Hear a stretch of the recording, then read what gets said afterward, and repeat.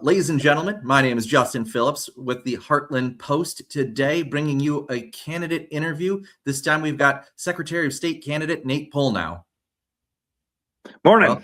Welcome to the show. Hey, thanks for having me. It's my privilege to be here, I guess. This is wonderful. Yeah, so I got to know you, Nate, a little bit. I think we met earlier this year, maybe for the first time. I can't recall, but at a YR event, we ended up talking racing more than we talked about any political stuff. Well, people are real. If we all talk about politics all the time, we'll lose our minds. So let's talk about the fun stuff. Yeah, so tell us, though, how's the campaigning going so far? I think it's going very well. Warmly received wherever we're going. We're starting to branch out outside of the Republican Party now and go and see chambers of commerce and things like that. Just really meeting the people, and they are liking the message. Excellent. So we should start with your background. You're a second-generation beef farmer, auctioneer, and small business owner. You're from the Dodge County area. Grew up on your grandma's farm in Washington County. Tell us about that experience. Yeah, so my dad was a part-time farmer, I guess, and we grew up on a corner of grandma's farm in Town Erin.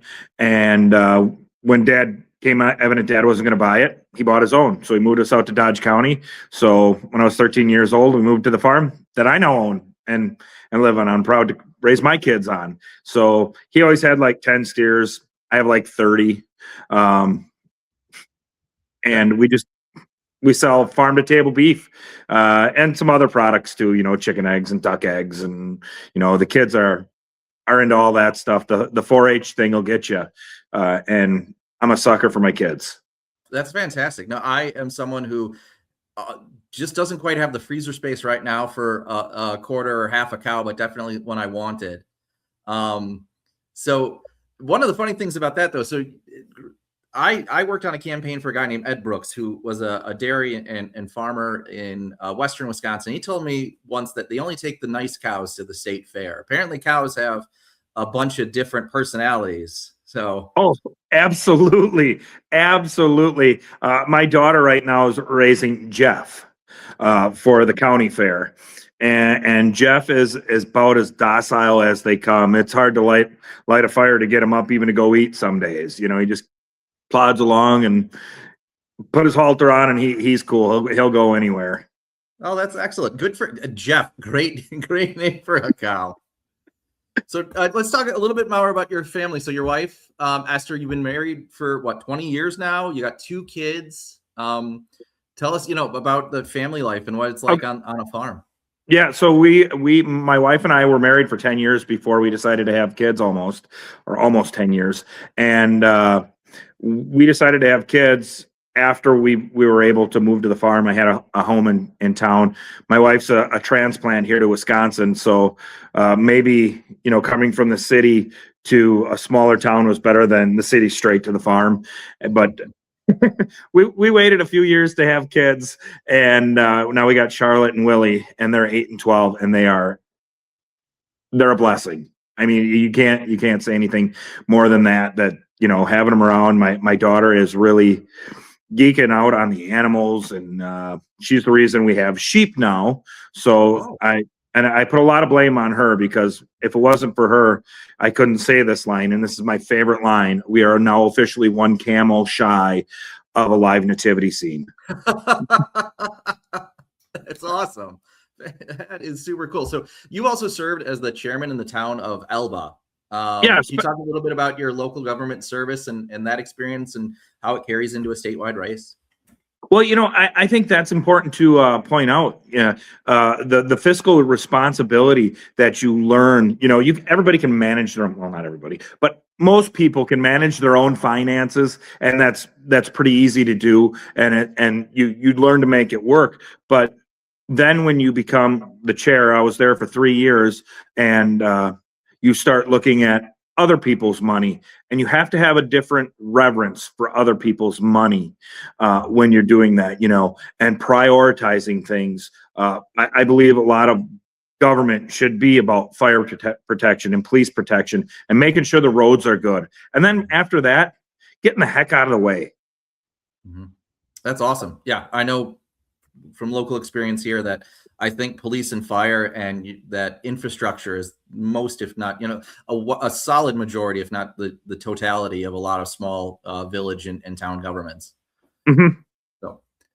So for listeners who may not know, and when we had John Leiber on recently, he explained that if you know the job of one state treasurer, you know the job of one state treasurer. The role of Secretary of State has kind of been largely ceremonial. You handle official records, the Great Seal, filing rules and laws. So how do you view the office's importance, and why do you think it still matters in 2026? Hey, that's a great question, because it does still matter. A couple of years ago, we tried to get rid of it. And honestly, I supported that, and as I've done my research and found out there's some ceremonial stuff on putting the Great Seal on things. But more than that, being the official records keeper gives us an opportunity to really push on government transparency and make sure that the people know what's happening in their state government. Where's that money going? Who has the governor pardoned? I mean, right now we're looking at a governor that's pardoned over 2,000 people, and he's making a commutation board to let more people out of prison. And why are we doing that? And if we are going to do that, let the people know what those people did, the criminals did, and where they're going in the community. Or recently the administration raised cattle sale barn fees 1,700%. I know this has made some other headlines in that, but I can't tell you how important it is that that's happening, because that's where we can actually push back as a people on our government. 1,700%. You can't tell me that doesn't raise the price of beef in the store, which is high enough right now for the consumer. Being a farmer, I like the high price because I'm making a little bit more money there, but it causes other problems too, so, but that raises the price of beef in the store. It raises the price of growing that beef and marketing that beef and getting it to the people that ultimately need it. So yeah, we need to know what's going on there and give some pushback to that. License fees, how many plumbers, electricians, auctioneers, believe it or not, have to be licensed, barbers. When our prices go up for that, we have to charge more. So let's make sure that the people know that and are aware of what's going on. I gotta ask about this auctioneer. So is that specifically to the farm and cattle industry or livestock industry, or do you do all sorts of cars and whatnot? So most of my business is cars. Okay. I used to have a farm and estate auction business. My business partner passed away. He was a great guy, took me under his wing, got me started in the auction business, actually, because I cleaned his horse stalls. He had race horses, and I was 13 years old and cleaned his horse stalls. You can, about the memes write themselves, and so I should be set for government. I figure I should be able to know how to clean out the manure. Yeah. But that morphed into a great career. I was able to start my own business when I was 16 years old in the car industry, and actually sold the farm part of it to hit back to his family when he passed. It was just a great opportunity. They wanted to keep it in the family. He had started that business 50 years ago-ish, and great family. Still work with them today a little bit. So, but most of mine is dealer to dealer wholesale car exchange auctions. All right. So I work 6 of those a week, and it's a really good deal. I work a couple hours and go, show up with a microphone and go back home. And so the training for that, did you just naturally learn to talk fast, like the ability to kind of go point to things and see who's bidding? And that actually it seems like it takes a lot more than what you see in that moment. What you see is the easy part. Oh, okay. The setup for an auction is quite involved, but the training itself is, I think I went to a 9-day auction school. That didn't make me good. That made me so I didn't make mistakes and get myself in legal trouble. Got it. just a ton of practice, counting and, everybody says, well, yeah, I can count. What's the big deal? Okay. Can you count backwards from 100 by 3, without stopping and pausing? Or, the other part about it is they teach you tongue twisters. Okay. A real popular one they teach you is called Betty Botter, and it's Betty Botter bought some butter, but she said this butter's bitter. If I put it in my batter, it will make my batter bitter. It's a little longer than that, but it's very impressive. Yeah, it teaches you a rhythm. So, that's cool. That's story really on it. Yeah, excellent, excellent. So, shifting back to Secretary of State stuff, you kind of mentioned the transparency. I know you went to Sarah Godlewski's office and found out she actually doesn't work during the day. What was that experience like? How'd you come up with that and figure out that she's not there? I was down in Madison for about the third time this year, which was more time than I've ever spent in Madison, to be honest. Probably a good thing, which I would say qualifies you for politics probably more than anybody understands. But I was down in Madison for a thing, and I went, well, I'm across from the Capitol. Let's go down. I should get my picture in front of the Secretary of State's office. I walked down there and showed up. I wasn't there. They weren't open. Really? And I looked, I was 12-1. We're not open during the day. Anyhow. And it's like, well, I'm running a business. I'm going to answer my phone or be at the office from 9 to 5. But there was nobody there to answer the phone. And if you're going to argue that this position is relevant, let's argue that it's relevant and be there and put in the time. Not to be able to rotate staff over a lunch break. Depending on the day, they have between 2 and 6 staff members in there, but that's always relevant. You should be open when people need you, and people who work have time at lunch because they'll take their lunch and run down and do paperwork. So, it's a great way to look at it. So, one of the things I know the Secretary of State's office does is they chair the Board of Commissioners of Public Lands, and that is overseeing 70,000 acres of land and 1.6 billion in funds. You said that the management seems to benefit Dane and Milwaukee County disproportionately. How would you kind of approach that office or the Board of Commissioners of Public Lands to kind of go throughout the state? Well, so the management itself is about making sure we're getting as much money out of that as possible. And I think that's important because that money then goes to the Common School Fund. And the Common School Fund is mostly pays for libraries and things inside our public schools. And so let's make sure that money is equally distributed. If the land is in northern Wisconsin, it's not on the tax rolls there.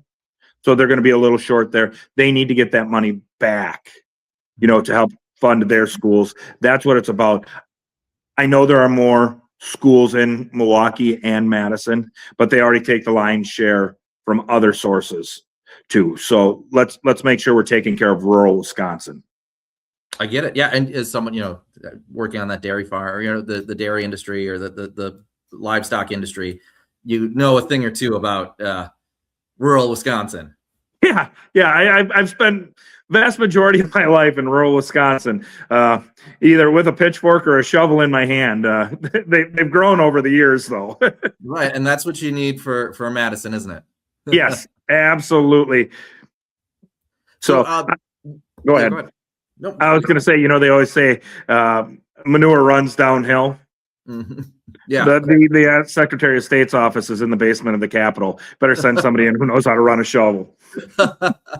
So you have talked about wanting to turn the Secretary of State's office into a watchdog for taxpayers and cut through bureaucratic nonsense. So if elected, what would you define as success with that? And, kind of what's your vision? Well, I think the first thing you have to do is take the Secretary of State's website. Right now, it reads more like a campaign ad for our current secretary. Kind of sad. It should be about government function and who you need to call and when you need something. If you need to call the DOT for whatever reason, there's like 20 numbers. Mm-hmm. What does each number get you? That way that we see how bills become law and what's happening with them, as far as what they're going to do to us. Because I most of the time I say bills or laws don't do things for us; they do to us. So let's make the Secretary of State's office a resource for the common man to understand how government's working, and that would be success to me. That's all. Yeah, that's a great way to look at it. So one thing that stands out to me is interesting is this is probably the first time in decades where we haven't had an incumbent Secretary of State from either party in line. So, I would like to ask, what separates you from your opponents, just not on just the right, but on the left too? Because I know, like I said, when it's an office that doesn't necessarily have clearly defined rules, that even though, the partisanship of the person in charge, what separates you from your opponents? Well, first things first is there shouldn't be a lot of partisanship in this office. Main duties are just office type duties, just executing them well and making sure people are getting taken care of, and then organizing. Many of my opponents talk about things they want to bring into the Secretary of State's office. If the legislature and the governor go, yep, he's our guy, we're going to put something there, he's going to take care of it well because he knows how to do things. Yeah, we're going to tackle him and we're going to do him right. But I'm not looking for more work. I mean, honest to God truth, I don't need this job. I want to make Wisconsin better. And so I work every day. I have things to do that make me money. This is a deal where my opponents need the job. They're working, looking for jobs. I'm not looking for a salary per se. I'm looking for the betterment of Wisconsin. Yeah, you're doing it for the service. Yes. Exactly. That's a great perspective to have. And, I've noticed, and I'm not, criticizing any of the other candidates, but I have seen, and it comes from national figures as well. In a lot of states, the Secretary of State's office handles elections.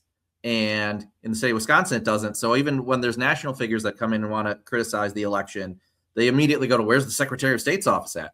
Do you think would you be welcoming to those additional opportunities if the legislature chose to kind of put some more responsibilities in the office?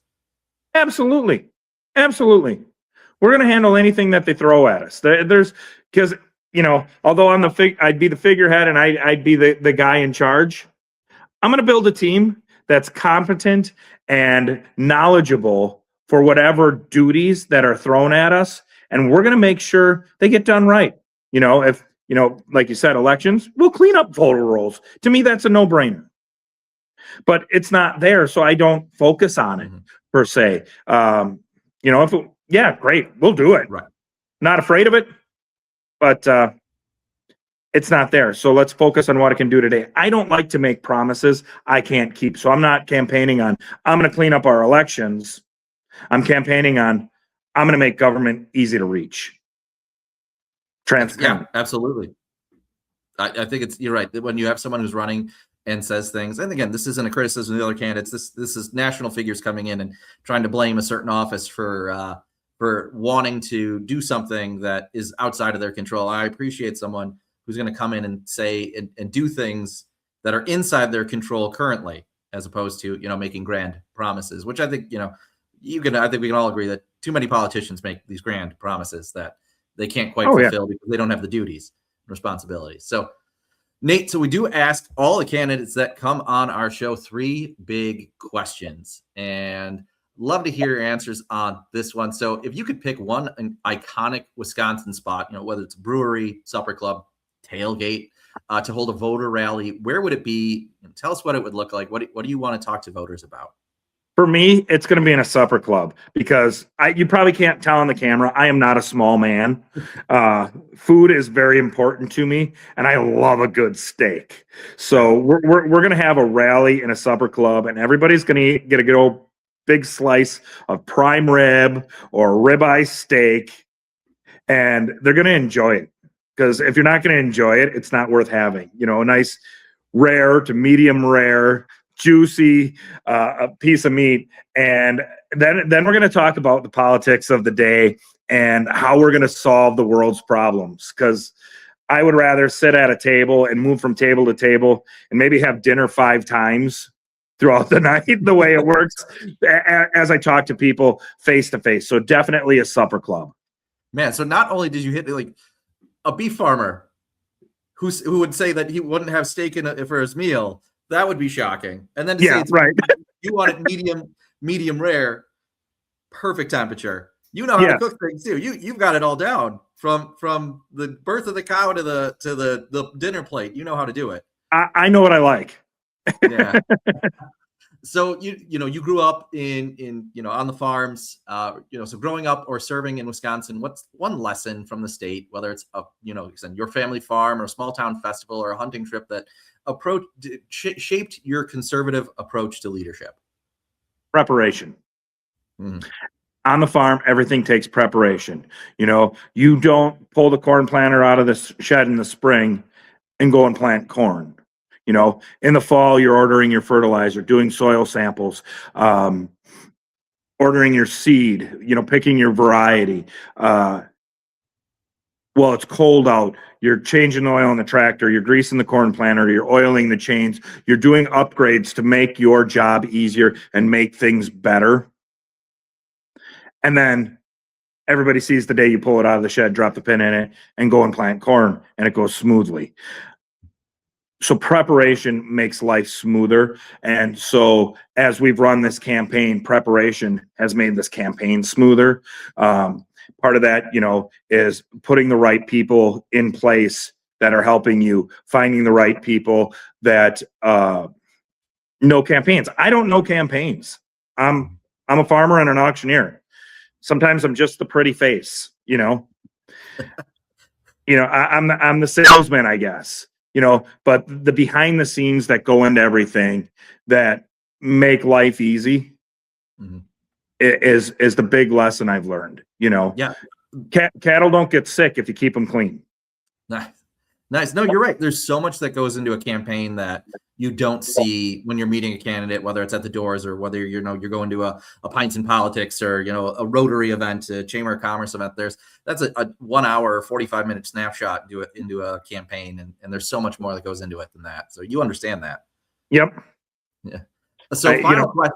Yeah, okay, final go ahead. question. You get to wave a magic wand, set a day one policy, or roll back a progressive policy without worrying about how to do it as the Secretary of State, or how to get the votes. So whether it's anything from the taxes, regulations, to woke gender, language, and administrative rules, what's one policy you'd set on day one, or something you'd roll back?